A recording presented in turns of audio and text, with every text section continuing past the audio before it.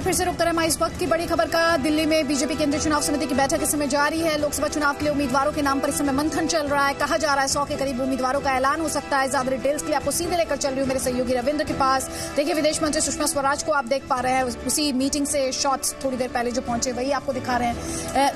रविंद्र, क्या ताजा अपडेट है, कब तक इन नामों का ऐलान हो सकता है? देखिए, जो बैठक पहले 4 बजे शुरू होनी थी उसे 6 बजे कहा गया। फिर उसके बाद अब से थोड़ी देर पहले, चंद मिनट पहले ही प्रधानमंत्री नरेंद्र मोदी आए हैं और ये बैठक शुरू हुई है। तो माना जा रहा है कि कम से कम ये 3-3.5 घंटा ये बैठक चलेगी और 10 बजे के बाद कभी भी सूची जारी हो सकती है। हालांकि ये जो जानकारी मिल रही है, पहले और दूसरे फेज के उम्मीदवारों के नाम की घोषणा, ज्यादा से ज्यादा उम्मीदवारों के नाम की घोषणा आज की जा सकती है। रविंद्र, हम तस्वीरें अपने दर्शकों को लगातार दिखा रहे हैं। प्रधानमंत्री मोदी दिखाई दे रहे हैं, बीजेपी प्रेसिडेंट और कई केंद्रीय मंत्री इन तस्वीरों में साफ देखे जा सकते हैं। लेकिन हम बार बार इस बात पर चर्चा कर रहे हैं और आपने भी कहा कि मीटिंग देरी हुई। इस मीटिंग में वजह क्या रही, कोई खास वजह रही क्या?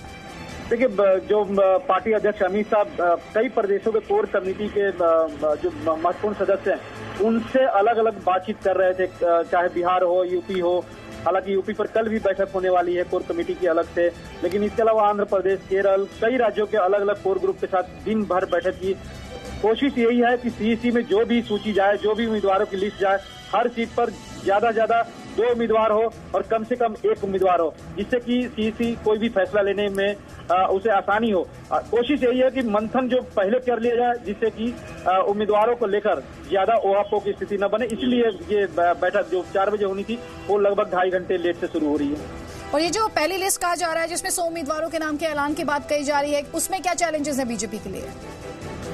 देखिए, बीजेपी ने एक तरह से तय किया है कि जो उम्मीदवार जीतने वाला है, सबसे पहले तो हम उसी को कैंडिडेट बनाएंगे। दूसरा है कि पार्टी के ये भी समीकरण है कि उनके खिलाफ कौन से विपक्षी दल का मजबूत उम्मीदवार खड़ा हो सकता है या खड़ा होगा, उसको भी एक क्राइटेरिया बनाई गई है इस। ठीक, आप क्राइटेरिया की बात कर रहे हैं रविंद्र। इस बीच हम अपने दर्शकों को एक और बड़ी खबर दे रहे हैं। मैं आप सवाल के साथ आपके पास आऊंगी क्योंकि ये गोवा से जुड़ी हुई खबर है। वहां पर राजनीतिक हालात कुछ इस तरह के हो गए हैं कि बीजेपी विधायक दल की बैठक हो रही है। उससे पहले आपको बता दें कि कांग्रेस की तरफ से यहां पर सरकार बनाने का दावा पेश किया गया। तो कांग्रेस की तरफ से गोवा में सरकार बनाने का दावा पेश किया गया। राज्यपाल को चिट्ठी लिखी गई, कहा गया बीजेपी सरकार को बर्खास्त कर दिया जाए, ऐसा कांग्रेस की तरफ से कहा गया। साथ ही ये दावा कि गोवा की बीजेपी सरकार इस समय अल्पमत में है। रविंद्र, आपके पास इसे लेकर क्या डिटेल्स है?